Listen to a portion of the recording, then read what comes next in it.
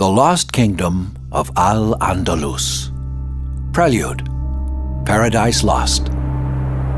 In the southwestern corner of Europe, where Spain and Portugal now reside, there was once a wondrous Islamic civilization called Al-Andalus. She shone brightly with sparkling fountains of pristine water, oceans of fruit-laden trees, vast resources of knowledge and wisdom, and spectacular art and architecture. At the time that Al-Andalus was flourishing, there was no comparison to her beauty in all the world. But the mention of Al-Andalus invokes mixed feelings in the heart of every Muslim. On the one hand, there is great pride in the achievement of the Muslim nation. As the poet Al-Shakundi once said, "Praise be to Allah, who ordained that he who speaks with pride about Al-Andalus may do so without fear, and as boldly as he likes, nor meet any person who may contradict him." But there is also shame and embarrassment. As Muslims, we must confront the truth that although we still recite the Quran on our tongues, we are unable to draw the same inspiration in our hearts that drove the remarkable Andalusians.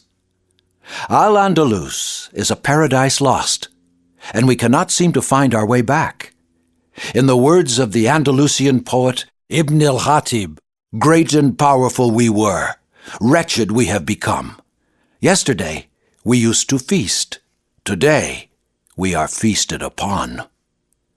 It may not be obvious why Muslims long for a return to Al-Andalus, a land where religion and state were not separated, but rather united. Perhaps because the Muslim nation's experience with religion has been very different to that of the Westerner. We were the strongest when we were sincere to Islam, and weakest when we neglected it.